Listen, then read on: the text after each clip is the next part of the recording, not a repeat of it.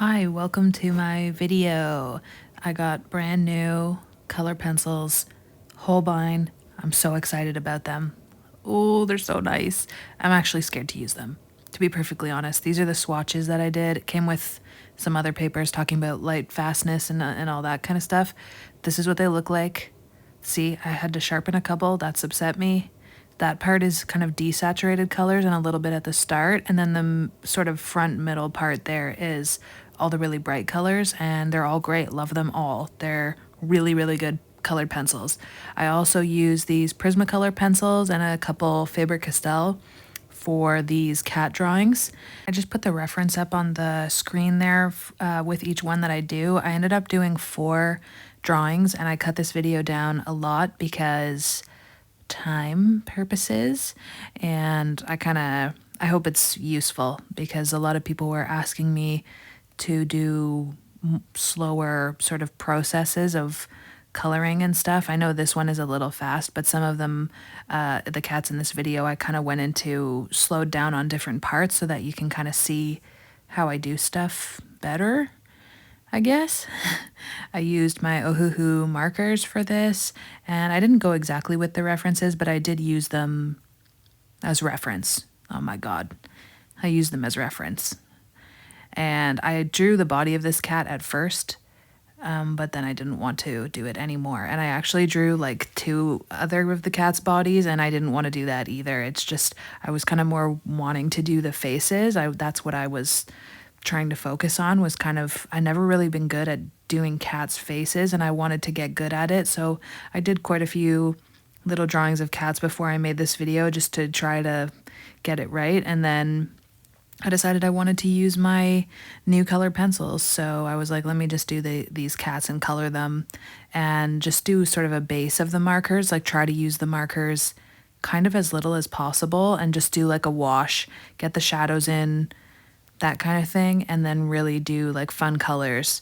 Kind of like how Chris Hong does it. I don't know if anybody watches Chris Hong, but if you don't, you should, because she's the best. She is like my most favorite artist ever, and I think that everything she does is just amazing. So definitely learned how to do this kind of stuff from her and watching all of her videos pretty much obsessively. Like if ever I have art block, I'm watching a Chris Hong video. Point blank, that's all I have to do. I'll come right out of it, no problem. Just watch a Chris Hong video, I urge you. She's on YouTube and she has Instagram, and it's just Chris Hong. So yeah, that's what I do. And so yeah, I just decided to kind of watch some of her videos and try and do these cats the kind of way that I would think that she would do, except worse, because she's really, really, really, really good. Anyways, and I made the eyes on this cat a little too big, I think, but I wanted them to be big, like a lot bigger than the reference. So I like how it turned out. Don't really love the body of the cat too much, but I'm trying to learn just putting in shadow shapes and sort of working on that, like getting better at doing that. So it was an exercise for me and trying to figure out how this cat is shaped. And I think it's a really cute cat. I kind of picked all of these really fluffy cats because they had good shadows in the picture. And I got all these pictures from Pinterest, by the way. I have a whole page there of animal references, pictures that I think would be good to draw when I'm in the mood to practice. So if you want to check it out, I have it there. And I also have a lot of heads and like figure study references and stuff if you want to check that out. I don't know, it's no better than anywhere else you could get it from, but I find them helpful. But yeah, I rely on Pinterest a lot for references and inspiration, and I found a lot of good artists on there, as long as you know how to decipher who's posting the post and how to figure out like where that art is coming from, because it is really good to make sure that the stuff you're looking at on Pinterest is from the actual artist, and go to their Instagrams and follow them and like support them, because unfortunately with Pinterest, the bad part is that a lot of art gets stolen and used inappropriately, and yeah, like brands steal it and things like that. So it does have a bad side, but I do think it's good for references and in certain cases. So yeah, so anyways, sorry. I wanted to use the markers underneath as a wash for each of the cats because I did not want to spend all the time layering all of these pencils. I think it looks better to just put color pencil on top of like watercolor and alcohol markers because it just looks so good. That's I think how I like to use color pencils. I don't think I would ever use them just by themselves because takes way too long and I'm super impatient. I'm just really used to using alcohol markers where you can just put the color down, you can just blend it. You don't have to wait for anything to dry. Like I very rarely use watercolor anyways because I like hate waiting for stuff to dry. I just want to get the stuff on the paper, you know? So anyways, as I was doing these sketches, they kind of took less and less time as I went on because I think I got more comfortable with sketching the cats and doing them. So each sketch as I went on was taking only about 2 minutes to do. I was sort of just putting in the basic shape, where the head is, where the eyes are, the ears, just the important stuff, like where the defining like lines will be that I'll want to use. And then I would just go in and wash it with the one base color, which is always going to be like one of the lightest colors in the whole drawing. And then sometimes I use two colors, like in this one I used a darker one because the cat has darker lines on it. And then I just would do mostly color pencils, which is a switch from what I used to do, which I would rely heavily on markers, and then I would just do a little bit of color pencil for highlighting and a little bit of extra pop. But now I'm leaning more towards the opposite way where I want to rely less on the markers and do more color pencil because I find there's just such a big color range. And this is not tone tan paper, but I got really into using tone tan paper this past last like 4 or 5 months. And so I think that's what sort of got me addicted to using the color pencils so much because they just look so good with a toned tan or toned paper underneath because they really pop. So now this is how I do things. And I might change it, but I might not. I don't know. I don't care. I wish I used tone tan paper for doing these cats, though. I couldn't decide at the start if I wanted to use it or not. And with each cat, I was like, oh, I wish I used that paper.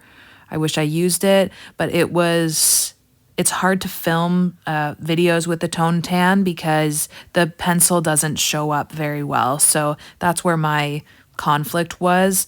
If probably will do a video with it in the future, though. Like maybe my next video, I will do it with tone tan, so you can see how nice it looks. Because I may just switch to just only using that. To be honest, that's how much I like it. I like the smoothness. The one I use is Strathmore, so do with that what you will. But yeah, I like how that. But regardless, that's why I did the wash of the markers underneath, just to put a nice color under and make the color pencils pop. And it's easier and faster than doing all color pencil drawing, for example. But yeah, this is my favorite cat drawing out of all of them. I think it turned out so good. At this point, I was getting pretty confident with what I was doing. I wasn't feeling like stressed about ruining it or doing something wrong. I was just having fun doing it. And I love rendering stuff if I feel like I know what I'm doing and if I feel like it's going well. That is like the most fun I could possibly have while drawing. And so, yeah, you can imagine I was having a really good time. And at this point, I had gotten a little bit more liberal with using the different colors, which is the whole point of using the color pencils, but it takes me a while to get my confidence up. Really, I need a long time to warm up is the thing, and that's what I never really have time for, but that's okay. I did this time, and that's where I started going, okay, like let me put some orange here, let me put some purple, some blue, some teal, and I think that worked so well. So this was a really, really good exercise in general because this has helped me so much. And you know how you get like a little bit of art block sort of after the holidays? I was kind of getting that where I didn't really have anything in my brain to draw. I didn't have any like original thoughts, no thoughts, head empty. So this was helping me a lot. And I ended up like right now as I'm doing this voiceover, now I'm working on a new illustration and it's so cool and I can't wait for everybody to see it. So that's what this helped me to do. And that's why I say when you go and look at those Chris Hong videos, if you have art block, sometimes you just need a little bit of just drawing from reference, just getting back to, okay, like let me just see what I can draw without thinking about original ideas. And then, like, no pressure, just go into it later on. Like, don't think about it too much and it will come. And then you'll get out of the art block and everything is going to be perfectly okay. Okay? But yeah, this last cat had curly hair, and I really just focused on making it a shiny cat rather than curly. I didn't feel like I was too comfortable with doing the curliness yet. I didn't really know how I was going to execute that, especially with it being a pretty small drawing. Yeah, I don't know if you can tell, but it's not a very big drawing. It's probably about the size, not even as big as a donut. Anyways, so yeah, so I just wanted to focus on making it sort of really shiny, and I liked how it had blue eyes, and like the shadow was good in this photo. So I thought, well, this will make a good like little one for the side, because I felt that this page needed one more cat somewhere, because I did not space this sketch sheet out well at all, by the way. I don't ever usually do these, but you know how people always have those really aesthetic sketchbook page videos? I wanted to do something like that. And then I'm just like so bad with doing like an aesthetic page. I just kind of like start doing something and then forget that I needed space. Unless I'm planning out like an illustration, then I think about the space. But if I'm just sketching and having fun, I fully didn't think about that. But I did feel that this corner of this page needed to have a little something in there. So I was like, let me do one more little cat head, because then it would look really weird if I didn't do that. So I was like, oh yeah, this is for a video that people are going to see. So that's where I went with that. And to do the shadows, I used this pink. It's a Faber-Castell color, and I think it's called Middle Pink or something like that. But it doesn't matter. Just use whatever colors you want. You don't have to use fancy pencils either, or Faber-Castell or whatever. It's just pick colors that you like, that make you want to draw. That's what I think. Anyways, yeah, so I used this one, and I used a green that you'll see. And I thought that was kind of a fun combination. I really like pink and green together. That's my like combo of the year. I just think that's going to be the new color, that like color combo that everybody uses. Like, especially I really like magenta and like dark emerald green together. I'm definitely going to do something with that this year, because I think about it all the time. Don't know why, I just do. This is also a Faber-Castell color. I think it's called Earth Green, and I use it really often. I really like it.